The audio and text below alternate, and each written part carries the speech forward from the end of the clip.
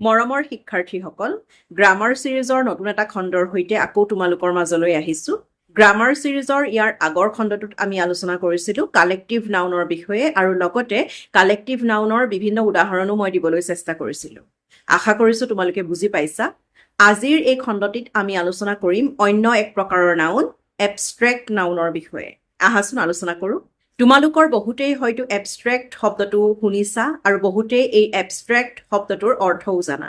Abstract শব্দটোৱে এনে কিছুমান বিমূৰ্ত ধাৰণাৰ কথা কয় যিসমূহ আমি দেখা নাপাওঁ, শুনা নাপাওঁ, সোৱাদো ল'ব নোৱাৰোঁ বা স্পৰ্শ কৰিব নোৱাৰোঁ। কিছুমান ধ্যান, ধাৰণা, বিশ্বাস বা গুণ যিবিলাক এবষ্ট্ৰেক্ট বুলি আমি ধৰোঁ, বিমূৰ্ত, সেইসমূহক আমি কেৱল অনুভৱহে কৰিব পাৰোঁ।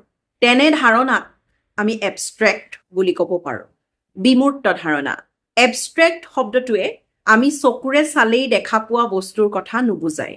আমাৰ চাৰিওফালে যি পাৰ্থিৱ বস্তু আমি দেখা পাওঁ, শুনা পাওঁ, দেখা পাওঁ, চুই চাব পাৰোঁ, গোন্ধ ল'ব পাৰোঁ, সোৱাদ ল'ব পাৰোঁ, যিবিলাক পাৰ্থিৱ বস্তু, তেনে পাৰ্থিৱ বস্তুৰ কথা এবষ্ট্ৰেক্ট শব্দটোৱে নুবুজায়।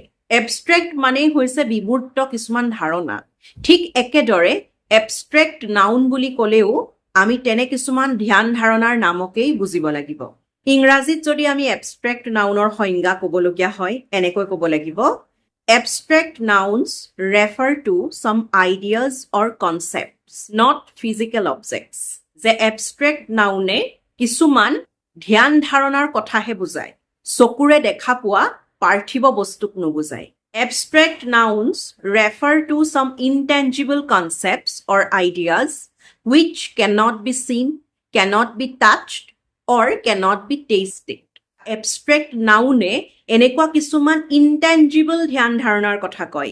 ইনটেঞ্জিবল শব্দটোৰ অৰ্থই হৈছে যে চকুৰে চাব নোৱাৰি বা স্পৰ্শ কৰিও চাব নোৱাৰোঁ। তেনে কিছুমান ধ্যান ধাৰণাৰ কথা, তেনে কিছুমান ইনটেঞ্জিবল ধ্যান ধাৰণাৰ কথা এবষ্ট্ৰেক্ট নাউনে প্ৰকাশ কৰে। উদাহৰণস্বৰূপে, আমাৰ বিভিন্ন অনুভৱ, অনুভূতি, আমাৰ মনত সোমাই থকা কিবা ধ্যান ধাৰণা, এনেবোৰ। সুখ, দুখ, ভয়, বিষ, বিশ্বাস, সত্য, মিছা, ভাল পোৱা, বেয়া পোৱা, শ্ৰদ্ধা, ভক্তি, এইসমূহ হৈছে এবষ্ট্ৰেক্ট নাউন।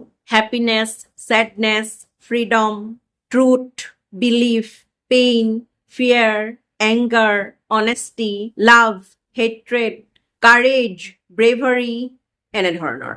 তোমালোকৰ মনলৈও যদি কিবা উদাহৰণ আহিছে যোগ কৰি দিবা। আৰু গ্ৰামাৰ ছিৰিজৰ অহা খণ্ডত আমি কংক্ৰিট নাউনৰ বিষয়ে কথা পাতিম। এবষ্ট্ৰেক্ট, বিমূৰ্ত, তাৰ ঠিক বিপৰীত শব্দটো হৈছে কংক্ৰিট, মূৰ্ত। গতিকে আমি কংক্ৰিট নাউন কি অহাটো খণ্ডত আলোচনা কৰিম।